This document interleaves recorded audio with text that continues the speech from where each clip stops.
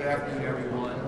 We heard what I think was a very effective and powerful speech last night from the President of the United States.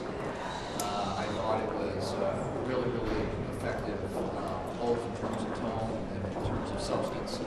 And I think he highlighted some of the accomplishments that we had working with him, Republican House, Republican Senate, the majorities, and was able to go through some of the things that we've done, from securing the border to providing monumental, historic tax relief to the American people, and to making sure that our national security interests are met so that we can maintain a safe country. And obviously a lot of his focus was on safer streets, more money in your pocket, and new opportunities to get ahead for working families. So good evening, but obviously a lot more to do. And he actually laid out sort of an agenda which we look forward to working on. One of the things that will be immediately on that agenda is a housing bill, which gets at the heart of the affordability issue, particularly for younger Americans. And we've got a bill that's out of the Senate Banking Committee that we hope to get teed up for consideration.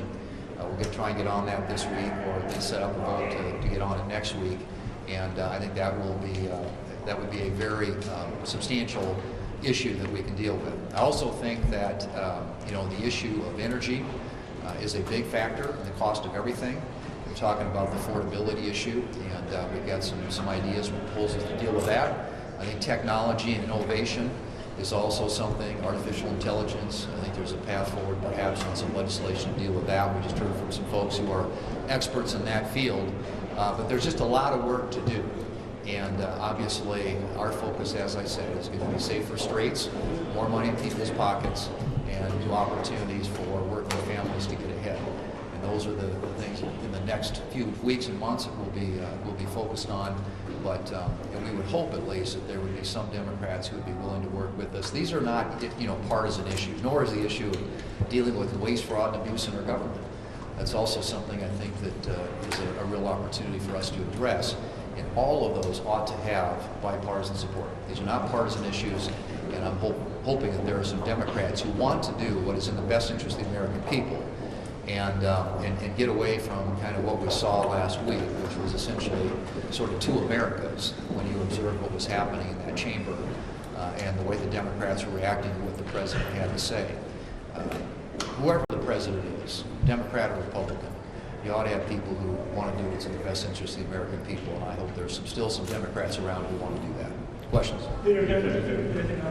Based on what you heard in the briefing yesterday, do you think Iran represents an imminent threat to U.S. national security? Do you support limited strikes, or would you support boots on the ground if necessary for regime change? Well, I'm listening, as I think, and observing, obviously, to the descriptions of the circumstances on the ground. I think you've seen significant accumulation of assets in that region, and I think that is in response to a belief that there is a national security interest involved here when it comes to not only our homeland but also a lot of our allies in the region. And I think that the president, I don't know that he's made any decisions about this, but I think that he is preparing for contingencies and is pursuing his policy of peace through strength and working with allies in the region to ensure that we prevent Iran from ever having a nuclear capability. But they also have a lot of conventional capabilities that represent a threat, certainly to the neighborhood and to a lot of our allies. So I think working through that, but I don't have anything more to report on that. What did you make of some of the behavior from Democrats in the chamber last night, refusing to stand at some point, some of the outbursts? I thought it was I was like watching two Americas. I was watching a celebration of the both men's and women's Olympic team gold medals, celebrating people in the audience. One of them was a South Dakota guy who's lived 100 years, a decorated fighter pilot, and just watching the Democrats. I think you saw there a party that is for open borders, a party that's for sanctuary cities, a party that is basically pro-defund law enforcement, a party that's for higher taxes, more government and more regulations, and less American energy. I mean, I think, and so those are the issues the president addressed, and clearly I think you saw in the chamber us as Republicans expressing support for that. But that contrast, when he asked the question and asked people to stand up, and every Democrat was seated, I don't know how you explain that, but we are living literally in two Americas. And the president's agenda is the one that is going to build on the successes of the past, which he talked about, our heritage, our belief in freedom, and creating more opportunities for the future for the American people, whether that's on the economic front, whether, as I said, it's safer streets, and just new opportunities for working Americans to get ahead. That's what this president's focused on, and the Democrats couldn't be farther from that objective. On say back, you said on the talks earlier that you were going to wait until the government was real, the DHS money was restored before you voted on that. Is that the case? And then also, what is your message to the Republicans in your conference who are pushing over and over again that you guys can do this with the talk with the Republicans? Well, there are a couple things about that. One is, once we get on, if we were to go down that path, it's very hard to pivot and get back to open up the government. I frankly think we ought to. We need to make sure that DHS, TSA, Coast Guard, FEMA, all those agencies are funded.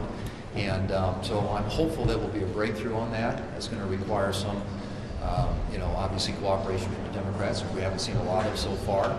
But we want to get to the SAVE Act. We also, as I mentioned, we've got a housing bill that we can pivot back and forth to if we get a deal to open up the government. That's harder to do once you're in the throes of a talking filibuster. The talking filibuster issue is one on which there is not certainly a unified Republican Congress, and there would have to be.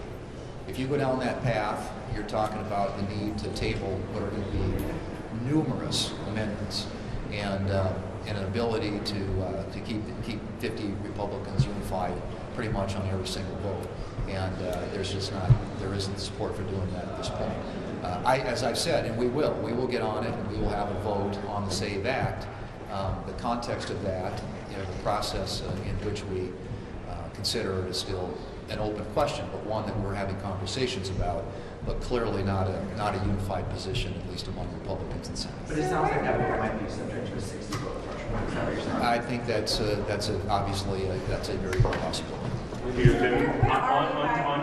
On tariffs specifically, the president last night said that he believes he can continue the current 15% tariffs without Congress. Are you concerned that runs afoul of Article 2? I think there's authority that the president has, and there are statutes that have delegated certain trade authorities, tariff authorities, to the president, and which they're exploring. 232, 301, those have been used in the past. This particular one, which was ruled unconstitutional by the court, is one that they had seized upon to implement some of the tariffs that are currently underway. The ones you're talking about, I think, are temporary and would have to be at some point reauthorized or re-upped. So we'll see. I mean, at this point, I think there's some open questions around the tariff issue.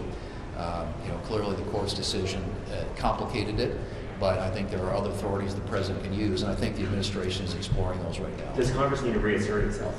Well, I mean, I think, the Article 1, Congress has when it comes to taxes, trade, or tariffs and duties and things like that, yes. But as I've said, historically, there are examples where Congress has delegated some of that authority through statute to the executive branch. And I think most of us agree that the president can use, and it is a tool that you can be used to achieve better trade deals, to develop reciprocity with countries that haven't been treating us fairly, to achieve national security objectives. I think there's some fairly broad authority too there constitutionally, but I think what you'll see them doing is exploring the specific statutory authorities that Congress has delegated to the Article 2 branch of the government, to the administration through the years. Do you think that the administration can or should pay state workers during the shutdown? Obviously, they try to find ways to do that for defense during the shutdown. What do you think? I think anything you can do to keep people employed. Government shutdowns nobody wins. And you heard me say that many times. This is an example, really, that we ought to be able to figure this out. We had a deal, and that deal has now been voted down twice on the floor of the Senate by the Democrats. And so the White House, I think, has been in good faith trying to come to the table and work out some of the differences that the Democrats have, but in ways that don't jeopardize or undermine the ability of our law enforcement officials to do their jobs and to do them in a way that keeps them safe. So it's a ongoing conversation, but to your question, if they can figure out a way to pay government employees, absolutely. I mean, these are people who have jobs and have commitments and have families.